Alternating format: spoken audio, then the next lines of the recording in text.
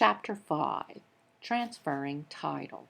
Recall in an earlier chapter we talked about the allodial form of ownership that allowed individuals and entities to own private property. Well, in Chapter 5, we're going to talk about transferring that title between private individuals and entities. The word convey means to transfer ownership, and the act of conveying ownership is a grant. Hence, the terms grantee and grantor. The grantee in a conveyance is the party receiving title. That could be the buyer, that could be a donee, it could be a devisee. Whereas the grantor is the party giving up title. That could be a seller, a donor, or a devisor.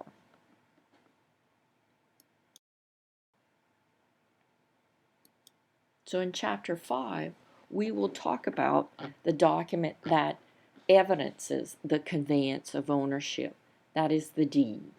But prior to the use of deeds, land passed from generation to generation, and sales were rare. When sales did occur, what was involved was usually the transfer of a clod of earth between the buyer and the seller. However, as people became and our society became more mobile, we needed a way to evidence that transfer of title.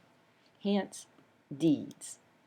A deed is a written document that, when properly executed and delivered, conveys title to land. Deeds are covered by the Statute of Frauds. The Statute of Frauds is a law that requires that transfers of real estate be in writing and signed in order to be enforceable in a court of law. Who needs to sign a deed for it to be valid? It is the grantor, the party giving up his rights and interests in that parcel of real estate. Would a forged deed convey title? No, it would not. Since a deed is a legal document, there are certain essential elements that it must include for it to hold up in court. The deed must identify both the grantor and the grantee, and those parties should be of age and of sound mind.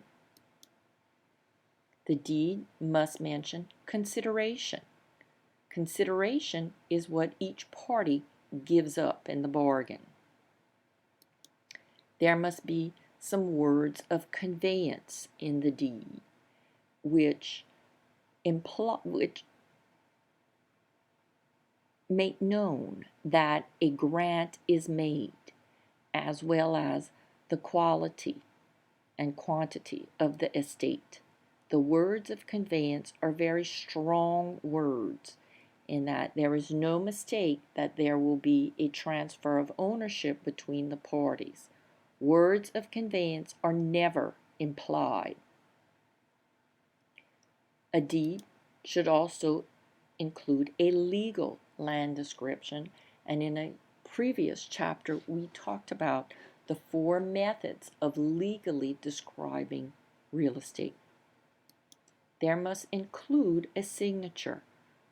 Who signs for a deed to be valid? It is the grantor, because again, they are the parties giving up ownership, giving up the rights and interests.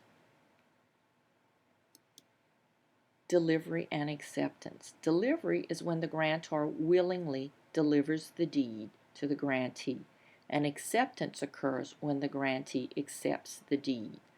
The title passes between those two parties, grantor and grantee, at that time, at delivery and acceptance.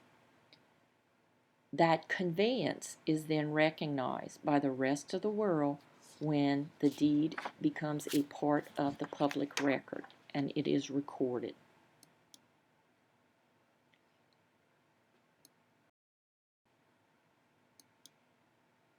there are certain written agreements, promises, assurances, guarantees that may be included in deeds. There are 5 that have evolved over the centuries for use in deeds. The first is the covenant of season. That means that the grantor guarantees to be the owner of the property and has the right to convey it to another. The covenant of quiet enjoyment means that the grantor guarantees the grantee won't be disturbed by another party claiming an interest in the property. The covenant against encumbrances means that the grantor guarantees that the title to the property is not encumbered, except as that already stated in the deed. The covenant of further assurance means the grantor will provide all necessary documents to make the title good. And finally, the warranty forever means the grantor will pay for defending the grantee's title. Now we'll look at different types of deeds. The first is the full covenant and warranty deed. This deed contains all 5 of the previous covenants and warranties. It is considered to be the best deed a grantee can receive. Why? Because the grantor is making all of these promises and guarantees. It's used extensively in most states. It's also known as the general warranty deed or simply the warranty deed. And here's an example of a warranty deed on this slide and the next. So it includes language referring to the 5 covenants and warranties, as well as those essential elements of a valid deed. The next deed, a grant deed, offers a little less protection to the grantee. It is narrower than a general warranty deed in terms of its covenants and warranties. Even less protection is afforded to the grantee in a bargain and sale deed, because the bargain and sale deed only implies that the grantor owns the property conveyed. And finally, the quitclaim deed, which is the lowest on the totem pole, because it promises nothing to the grantee. It is good only for removing clouds or defects on the title of a property. Some other types of deeds you may come into contact with include the gift deed. That's a deed that states love and affection as consideration. Consideration doesn't necessarily have to be something that is valued in monetary terms. Love and affection could be consideration, and that would be stated in a gift deed. A guardian's deed is a deed used to convey property of a minor or someone that is legally incompetent. A sheriff's deed is a deed used as a result of a court order for closure sale. A correction deed is a document used to correct an error in a previously recorded deed. A cession deed is a deed that conveys street rights to a county, parish, or municipality. An interspousal deed is used in some states to transfer real property between spouses. A tax deed, a document that conveys title to property that's purchased at a tax sale. And finally, a deed of trust is a document that conveys legal title to a neutral third party as security for a debt. What about a conveyance after death? So far, we've only talked about transferring ownership between 2 live people. Well, when a person dies, assets are distributed based on the following. If someone dies with a valid will in place, they've died what's termed testate. All states recognize a formal or witnessed will. A holographic or olographic will is one that is entirely handwritten with 0 witnesses. The state of Louisiana recognizes this sort of will. An oral will or a non-cupative will is one that is spoken by a person near death. It can only be used to convey personal property, and the witness to an oral will should write it down as soon as possible. A codicil is a written addition to a previously existing will. If someone dies without a valid will in place, they've died what's termed intestate. Well, then, how will their assets be distributed if they haven't left their wishes known? Well, each state has its own law of descent and distribution, and when that person dies, that particular law would kick in for the state of their residency. We know that if someone dies intestate without any living heirs, well then, that's where the power of government called escheat kicks in. And then someone with no heirs, no will, their property reverts back to the government. You've probably heard about probate court. That's upon death, a person's death, their will is filed with the court to certify it. In Louisiana, we call that a succession. This table has to do with the concept of adverse possession and the years of occupancy required to claim title. Different states have different years of occupancy. But what is adverse possession? It is the unauthorized occupation of another person's land for a period of time as required by law. In other words, it is the acquisition of someone else's land through prolonged and unauthorized occupation. So someone can acquire your land by possessing it, by occupying it.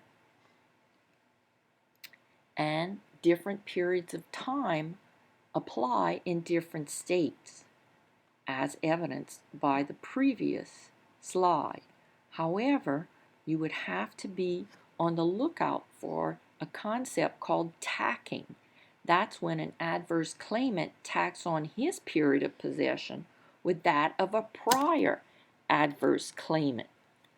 And that could make adverse possession occur more quickly.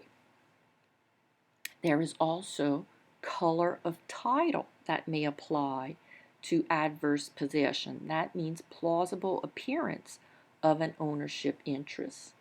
Besides occupation, it may include things like paying the property taxes. That would be color of title, meaning that if someone's paying the property taxes for a property, it's assumed or it's given the appearance that that must be that person's property. We talked about in a previous chapter an easement, the right to use someone else's property. An easement doesn't necessarily have to be granted by the property owner if a property is just continually and prolonged used in a particular way. An easement is granted.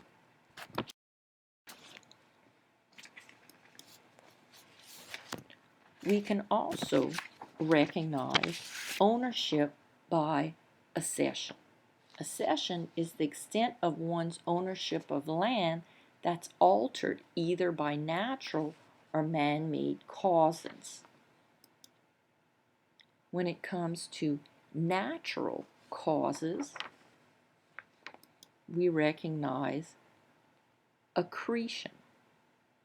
Accretion is the addition of land by natural causes. Alluvion is when one gains land through land deposits due to the action of water, whereas reliction is when one gains land when water recedes permanently, thus exposing land. Avulsion is the loss of land by natural causes. Man-made causes of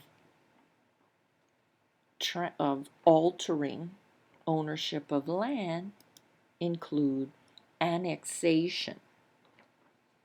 For instance, the annexation of personal property to real estate, taking lumber, nails, cement, and then constructing an improvement to a site.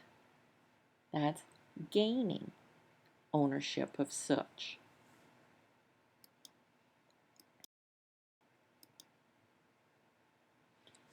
A public grant is a transfer of land by a governmental body to a private party that is accomplished through a document called a land patent.